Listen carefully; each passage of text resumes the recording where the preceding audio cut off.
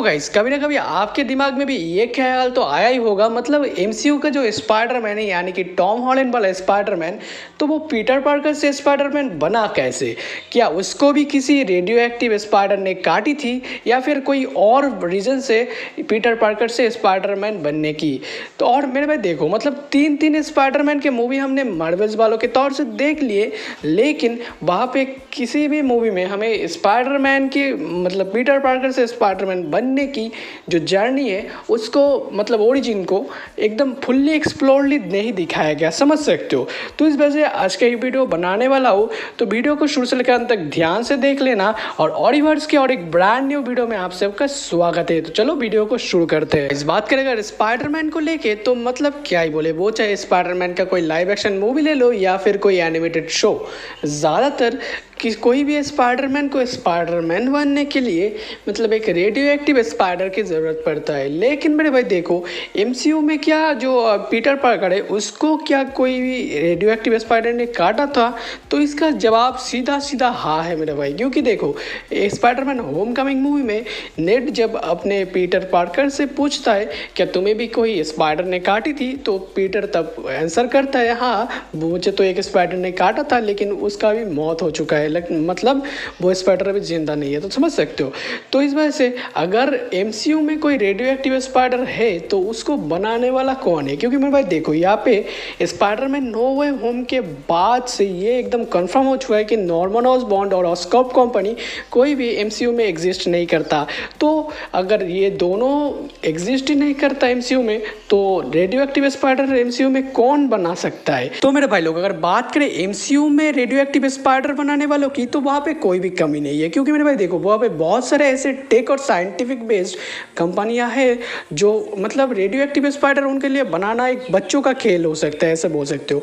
तो मैं अगर अब उनका नाम बताऊंगा तो आप लोग भी कहोगे हाँ भाई तू सही कह रहा है। तो देखो मेरे भाई, जैसे कि शील्ड हो गया, हाइड्रा हो गया, और तो और पीटर पार्कर जहाँ पे जिस स्कूल पे पढ़ता है उस स्कूल के साइंटिफिक लैब जहाँ पे पीटर ने अपना वेब शूटर भी बनाया था, तो गाइज वहाँ पे भी एक रेडियो एक्टिव स्पाइडर 100% बन ही सकता है, क्योंकि वो भी एक साइंटिफिक लैब ही है। और तो अगर हमारा जो स्टार्क इंडस्ट्रीज, हमारे भाई स्टार्क इंडस्ट्रीज, अभी स्टार्क इंडस्ट्रीज भी रेडियो एक्टिव स्पाइडर बना सकता है।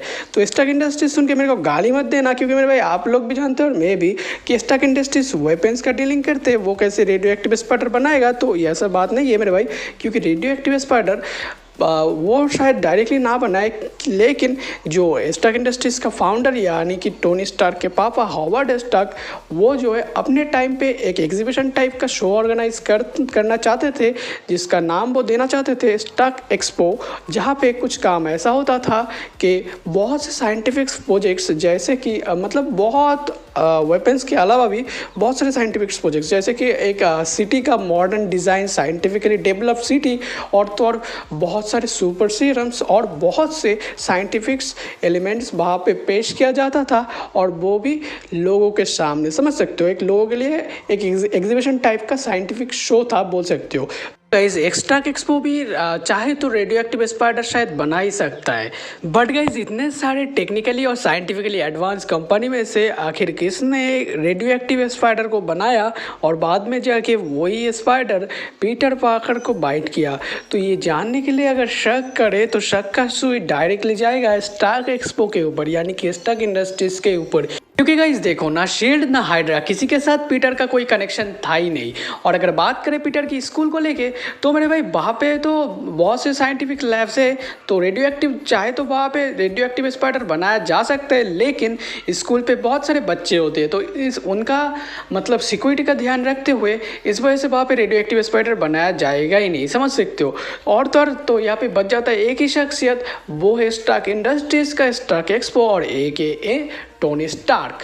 जितने भी सारे आयरन मैन के फैंस हैं वो मेरे बात से 100% रिलेट कर पाएंगे कि देखो, टोनी को हमने ज़िंदगी भर कभी भी किसी को लेके इतना ज़्यादा फिक्र करते हुए नहीं देखा जितना कि पीटर को लेके वो करता था। और तो और मेरे भाई देखो, मतलब टोनी और पीटर का जो रिलेशनशिप था वो एक तरीके से बहुत ज़्यादा केयरिंग और मेंटर और गाइड जैसा था। जैसे कि एवेंजर इन्फिनिटी वॉर मूवी में डॉक्टर स्ट्रेंज ने एकदम पीटर और टोनी का रिलेशनशिप को एकदम क्या ही बोले रोस्ट कर दिया था, ये बोल के कि मतलब टोनी तुम क्या इस बच्चे का आया हो क्या? गाइस टोनी शायद खुद को ही जिम्मेदार मानता था, डायरेक्टली बोल लो या फिर इनडायरेक्टली बोल लो, पीटर पार्कर के स्पाइडरमैन बनने की वजह को लेके। और शायद कुछ ऐसा ही सीन था। और इस स्टोरी लाइन को कैसे कंप्लीट करना है वो एक थ्योरी से कंप्लीट हो सकता है, जो कि मैं आप लोगों को भी कहूँगा। तो मेरे भाई आप लोगों को आयरन मैन 2 का वो एक बच्चे को तो याद होगा जो कि आयरन मैन का मास्क पहन के एक रोबोट के सामने लड़ने का कोशिश करता है, और तभी वहाँ पे हमारा आयरन मैन आके उस रोबोट को मार के जाता है। तो खुद केविन फाइगी ने वो कंफर्म किया था कि वो जो बच्चा था वो ही छोटा पीटर पार्कर था। तो इस बात से तो आप लोग अंदाज़ा लगा ही सकते हो कि पीटर पार्कर बचपन से ही टोनी स्टार्क यानी कि आयरन मैन के बहुत बड़ा फैन था। तो समझ सकते हो। तो शायद इसी वजह से, और एक चीज़ आप लोगों को बताना पड़ेगा कि मतलब जो हमारा पीटर पार्कर था वो साइंस में उसका बहुत ज़्यादा इंटरेस्ट था। और आप लोगों ने भी बहुत बार देखे होंगे कि मतलब पीटर खुद का वेब शूटर भी बनाया था, वो भी अपने स्कूल में ही। तो समझ सकते हो इससे उसका साइंस में कितना ज़्यादा स्ट्रॉन्ग है वो ये समझ सकते हो। मैं देखो मतलब पीटर पार्कर तो आयरन मैन का फैन 100% था ही, और उसके साथ उसको था साइंस का इंटरेस्ट। तो इसके चलते शायद कुछ सीन ऐसा हो सकता है कि पीटर पार्कर हर साल होने वाला एक्सट्रैक एक्सपो का साइंटिफिक एग्जीबिशन को वो विजिट करता था, और किसी एक एक्सट्रैक एक्सपो का साइंटिफिक एग्जीबिशन में कुछ सीन ऐसा होता है कि एक्सट्रैक एक्सपो का बनाया हुआ रेडियो एक्टिव स्पाइडर जाके पीटर को बाइट कर देता है किसी एक एग्जीबिशन के अंदर। ऐसे ही पीटर पार्कर से पीटर एक स्पाइडरमैन भी बनता है। और मेरे भाई देखो शायद यही वो रीजन थे जिसके चलते टोनी स्टार्क पीटर के लिए इतना ज़्यादा केयरिंग और इतना ज़्यादा फिक्र करते थे वो पीटर के। और टोनी स्टार्क ने ही पीटर को स्पाइडरमैन सूट भी बना के दिया था, और हर एक मुसीबत से भी टोनी स्टार्क यानी कि आयरन मैन पीटर पार्कर यानी कि स्पाइडरमैन को बचाता भी था, और मेंटर और गाइड की तरह पीटर को गाइड भी किया था टोनी स्टार्क ने ही। स्टोरी ने खुद पीटर को ये कहा था कि अगर तुम्हें कुछ हो गया तो मैं खुद को माफ़ नहीं कर पाऊंगा। तो ये जो लाइन था ना टोनी स्टार्क का, ये मेरा थ्योरी को एकदम फुल्ली कंफर्मेशन दे देता है।